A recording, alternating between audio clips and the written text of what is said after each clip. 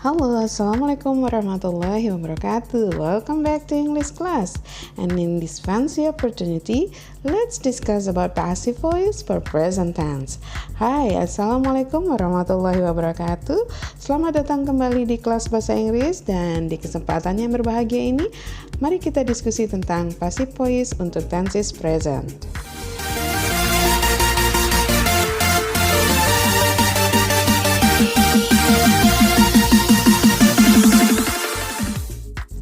Alright, before we jump further, let's discuss about the meaning of passive voice.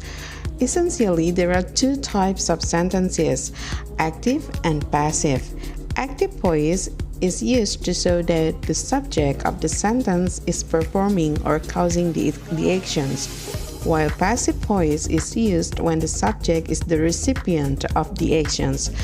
Or we can also say in Indonesia bahwa kalimat itu terdiri dari dua tipe. Yang pertama kalimat aktif dan yang kedua adalah kalimat pasif. Kalimat aktif adalah ketika subjek merupakan penyebab dari terjadinya aksi atau dapat juga dikatakan bahwa subjeknya adalah pelaku aksi. Sementara kalimat pasif, subjeknya merupakan penerima dari aksi. And then, why should we use passive voice? Why don't we just use active sentence? Actually, there are a few reasons why people often use passive voice. First, because we want to focus on subject only. And then the second, the subject is unknown. And the third, emphasizing on actions. Terus, kenapa sih kita harus menggunakan kalimat pasif? Ya, kenapa kita tidak menggunakan kalimat aktif saja? Ada beberapa alasan kenapa orang biasanya lebih menggunakan kalimat pasif. Yang pertama, karena orang ingin fokus terhadap objeknya saja, atau subjeknya tidak diketahui, atau yang ketiga, mereka hanya ingin menekankan pada aksinya saja. And now let's see the character of passive voice. The first character of passive voice is always using verb 3. And the second, they use to be or be. Am, is, are, was, were, and be. It depends on the tenses that you used on the sentences. And the third is use the word by. It is not a mandatory actually, but you can add the word by to make it sure that it is passive. Oke, kita sekarang berbicara tentang ciri-ciri dari kalimat pasif. Yang pertama adalah menggunakan kata kerja bentuk ketiga, selalu menggunakan kata kerja bentuk ketiga. And then yang kedua adalah menggunakan to be atau be, tergantung dari kalimat yang digunakan atau jenis tenses yang kalian gunakan. Kalau dia tensesnya present tense, maka kalian bisa menggunakan am, is, dan are. Kalau tensesnya past tense, kalian menggunakan was dan were. Kalau dia menggunakan modals, kalian bisa menambahkan kata be setelah modal. Dan yang ketiga, selalu menggunakan kata by. Walaupun ini tidak harus, tetapi biasanya kebanyakan kalimat pasif menggunakan kata by. And now let's discuss about the formula of present tense for passive voice. As we know that the formula of present tense is subject plus verb 1 plus s or rs if the subject is the third singular person. Jadi di sini kita bahas dulu tentang rumus present tense untuk kalimat aktif. Rumus present tense untuk kalimat aktif adalah subject plus verb 1 plus s atau es jika subjeknya orang ketiga tunggal. Let's see the example. Nia makes a beautiful necklace. Nia membuat sebuah kalung yang sangat cantik. Nia di sini memiliki posisi sebagai subjek. Make adalah verb 1 plus s atau es. Karena Nia adalah orang ketiga tunggal, maka kata kerjanya harus ditambahin s atau es, and a beautiful necklace adalah objek. And the second sentence, they play football. They di sini berposisi sebagai subjek. Play adalah verb 1, sementara football adalah objek. Tidak ada penambahan s dalam kata kerja ini karena they bukan orang ketiga tunggal. She invites us tonight. She adalah subjek, invite itu adalah kata kerja yang ditambahi oleh s. Kenapa? Karena she adalah orang ketiga tunggal, us adalah kata yang menyandang sebagai objek, sementara tonight itu adalah kata keterangan waktu. And next we see that Diana writes a novel. Diana di sini adalah subjek, writes itu adalah kata kerja bentuk pertama yang ditambahin s karena Diana adalah orang ketiga tunggal. A novel adalah sebuah objek. Rina always calls me every night. Lina adalah subjek, always adalah kata keterangan atau adverb of manner, calls adalah kata kerja bentuk pertama yang ditambahin s karena Rina adalah orang ketiga tunggal, me memegang posisi atau peranan sebagai objek, dan every night adalah kata keterangan waktu atau adverb of times. And if these following sentences we are going to turn into the passive voice, we will change the formula. Formula for present tense for passive voice will be subject plus to be plus am, is or are plus verb 3 plus by and plus object. Jadi kalau kalimat-kalimat yang ada di sebelah kiri akan dirubah ke dalam bentuk sebelah kanan, maka kita harus merubah susunan katanya dan kemudian menambahkan beberapa kata. Kata yang ditambahkan adalah to be. Rumus yang benar adalah subjek, ditambahkan to be, am, is, atau are, ditambah verb 3, kemudian diikuti dengan by dan object. Let's see. Karena ini adalah kalimat pasif, maka kita menggunakan objek yang ada di kalimat aktif menjadi subjek di kalimat pasif.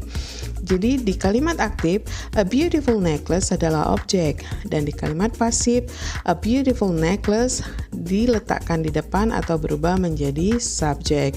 So, untuk kalimat aktif, kita membuatnya menjadi Nia makes a beautiful necklace. For kalimat pasif, kita akan merubahnya menjadi a beautiful necklace.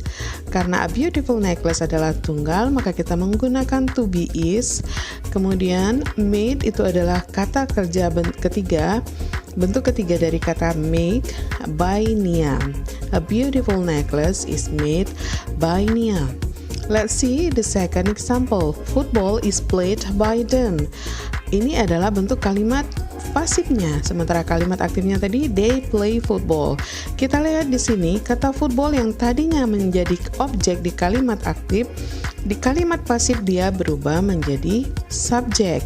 Sementara karena football adalah tunggal, maka kita akan menambahkan is di sana. Kemudian play berubah menjadi played, kata kerja bentuk ketiga sesuai dengan rumus. Kemudian by dan they berubah menjadi them di sini. Kenapa? They di kalimat aktif dia adalah subjek, sementara di kalimat pasif dia berubah menjadi objek, sehingga harus diubah menjadi them. Hal yang sama juga berlaku untuk kalimat kedua, ketiga, keempat, dan kelima. She invites us tonight menjadi we are invited by her tonight. Karena di sini objeknya adalah us untuk kalimat aktifnya, sementara di kalimat pasif us atau kami berubah menjadi subjek. Jadi subjek dari us adalah we. So we are invited by her tonight. And then next, Diana writes a novel. Itu adalah kalimat aktifnya, sementara kalimat pasifnya a novel is written by Diana. Jadi ingat, posisi objek yang tadinya ada di kalimat aktif akan berubah menjadi subjek jika diubah ke dalam kalimat pasif. So a novel, karena a novel ini adalah satu, maka kita beri to be is. A novel is written. Written adalah bentuk ketiga dari kata writes. A novel is written by Diana. And then the last but not the least, I am always called by Rina every night. Di sini objeknya adalah me. Sementara di kalimat pasif kita rubah me menjadi I, karena I di sini yang menjadi penekanan di kalimat pasif. So the passive sentence for Rina always calls me every night is I am always called by Rina every night. Okay, don't forget, if the subject is I, turn into me when you make a passive voice. Jadi jika subjeknya I, akan berubah menjadi me ketika kalian buat ke dalam bentuk pasif. Contoh, I love you. I di sini berposisi sebagai subjek, love kata kerja, dan you adalah objek. Ini adalah kalimat aktif yang berarti saya mencintaimu. Dan ketika kita ingin merubah ke dalam bentuk kalimat pasif, maka kalimatnya akan berubah menjadi you are loved by me. I-nya di mana? I-nya berubah menjadi objek sehingga harus kita rubah menjadi me. Demikian juga dengan we yang berubah menjadi us ketika kita merubah kalimat dari aktif menjadi pasif. She berubah menjadi her, he berubah menjadi him, they berubah menjadi them. Dan untuk am, saya rasa semua sudah paham bahwa am digunakan ketika subjeknya adalah I, are digunakan ketika subjeknya they, we, dan you, dan is digunakan ketika subjeknya she, he, dan it. Now let's see the example. The first example, I ride the motorbike. Saya mengendarai sepeda motor. Itu adalah bentuk kalimat aktif. Sementara jika kita ingin merubah ke dalam bentuk kalimat pasif, maka motorbike-nya harus diletakkan di depan. The motorbike, karena motorbike ini adalah satu atau tunggal, maka to be-nya harus menggunakan is. So the motorbike is. Ride, bentuk kalimat ketiga atau kata kerja bentuk ketiganya adalah ridden. Maka kita akan merubah kalimatnya menjadi the motorbike is ridden by me, sesuai dengan rumus. The second example, she reads the novel loudly. The novel is read by her loudly. Di sini objeknya di kalimat aktif, dia membaca novel dengan sangat keras. Nah, di sini objek dari kalimat aktif ini adalah the novel. Jika kita ingin merubah ke dalam bentuk pasif, the novelnya diletakkan di depan atau berubah menjadi subjek di kalimat pasif. So the novel ini tunggal, karena itu kita menggunakan to be is. Dan read di sini karena dia bentuk kalimat kata kerja ketiganya tetap read tulisannya, tapi pembacaannya yang beda, read. Kemudian by sesuai dengan rumus yang saya berikan tadi. Kemudian her loudly. Her di sini adalah berasal dari kata she di kalimat aktifnya. She dia sebagai subjek, sementara di objeknya dia berubah menjadi her. So the novel is read by her loudly. Novel itu dibaca olehnya dengan keras. And then the last, they ruin my class. My class is ruined by them. And finally, we come to the exercise. Change these following sentences into passive voice. Silakan ubah kalimat-kalimat berikut ini ke dalam bentuk passive voice. I have already prepared 5 sentences. Saya sudah menyiapkan 5 kalimat in active form dalam bentuk aktifnya, and you have to change these sentences into passive voice, dan kalian harus merubah sentence atau kalimat-kalimat berikut ke dalam bentuk pasif. The first is, she steals my wallet.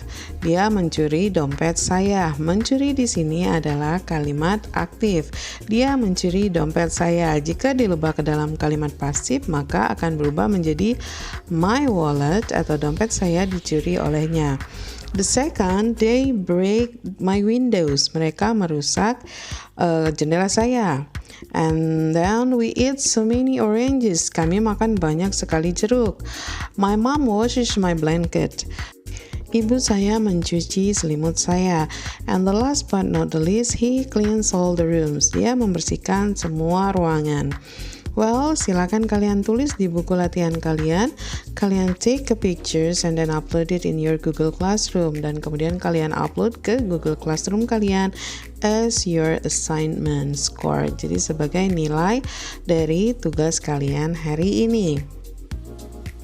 Finally, that's all for now. I hope you can have a better understanding about passive voice now. If you still don't get it, you can ask me in Telegram or WhatsApp group. I will be happy to answer all of your questions relating to the material today. Please submit your assignment as soon as possible. Be safe and be healthy. Wassalamualaikum warahmatullahi wabarakatuh.